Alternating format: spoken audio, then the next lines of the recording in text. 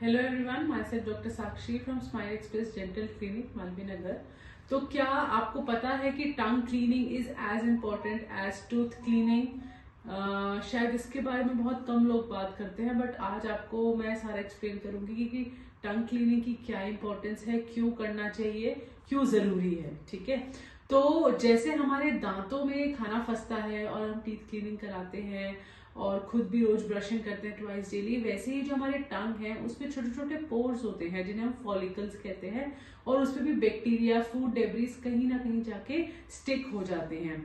तो रोज एक तरीके से जब आप टीथ क्लीनिंग करते हैं, मतलब ब्रशिंग करते हैं, तो उसके बाद आपको टंग क्लीनिंग करनी बहुत जरूरी है। बेशक आप दिन में 2 बार ना करिए जैसे ब्रशिंग होता है, but once in the morning तो जरूर करना है। ठीक है, अगर आप टंग क्लीनिंग नहीं करेंगे तो जैसे एक फोटोग्राफ वीडियो में आपको दिख रही होगी, ये है आपकी डर्टी टंग जिसने क्लीनिंग कभी नहीं करी, और ऑन द अदर साइड एक इमेज है जो है आपकी क्लीन टंग, बिल्कुल मतलब रेड, और उसमें जो व्हाइटिश डिपोजिशन आपको दिख रहा है वो सारी गंदगी है जो एक्चुअली नहीं होनी चाहिए। तो अगर आपकी टंग गंदी रहती है तो उसके क्या क्या सिम्टम आप फेस कर सकते हैं। पहला सिम्टम फेस कर सकते हैं बैड ब्रेथ।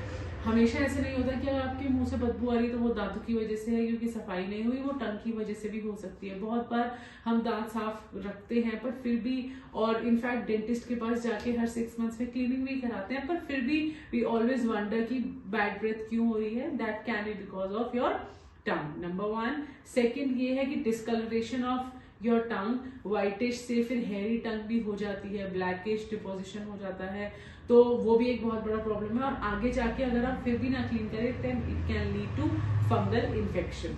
तो अभी तक हमने आपको ये बताया कि टंग क्लीनिंग कितनी ज़रूरी है और कितनी बार करनी चाहिए, ठीक है, उसका इम्पोर्टेंस क्या है। अब मैं आपको ये बताऊंगी कि इसको आप कैसे क्लीन रखें। तो 2-3 चीज़ें हैं जो आप ध्यान रखें। सबसे पहले आपने अगर मार्केट में देखा होगा तो टंग स्क्रैपर्स आते हैं। तो टंग क्लीनर प्लास्टिक्स भी आते हैं और वुडन में भी आते हैं। वो दोनों बहुत अच्छे हैं, बट उसमें एक प्रॉब्लम होती है कि ज़्यादा यूज़ करने पे, क्योंकि बिकॉज दे आर एब्रेसिव्स, ठीक है, ज़्यादा यूज़ करने पे हमारे जो टंग के ऊपर फॉलिकल्स हैं, लाइक स्मॉल पोर्स जो एक्चुअली टेस्ट बर्ड्स होते हैं, वो एब्रेड हो जाते हैं धीरे धीरे। ठीक है, तो बहुत टाइम बाद अगर लोग बहुत टंग क्लीनिंग स्क्रैपर यूज़ करें तो आपका टेस्ट बर्ड भी धीरे धीरे वेड ऑफ हो सकते हैं। तो उनको बहुत ज़्यादा नहीं करना चाहिए, कुछ टाइम यूज़ करके रोक देना चाहिए। ठीक है, सेकेंडली अगर आपने बहुत बार ध्यान दिया हो तो टूथ ब्रश के पीछे जो हमारे जो सरफेस होता है, जो रफ होता है, वो एक्चुअली टंग को क्लीन करने के लिए होता है। तो एक बार अगर आप स्क्रैपर्स यूज कर लें तो उसके बाद रेगुलर आप टूथब्रश के पीछे जो सरफेस है उसे क्लीन कर सकते हैं। और अगर वैसे भी नहीं करना तो बहुत बार हमारे ब्रिसल्स जो हम लोग नॉर्मल ब्रशिंग में यूज करते हैं, वो भी आप उससे भी टंग क्लीन कर सकते हैं। तो क्योंकि टंग सॉफ्ट होती है तो आपको हमेशा इतना मेटल एब्रेसिव यूज करने की जरूरत नहीं है। पर हाँ, इनिशियली अगर आपने बहुत टाइम से नहीं किया तो वो यूज करके फिर आप ब्रिसल्स या फिर ऑपोजिट वाले सरफेस से ब्रश के वो भी यूज कर सकते हैं। ठीक है, तो ये सब पॉइंट्स आप ध्यान रखिए कि टंग क्लीनिंग क्यों जरूरी है।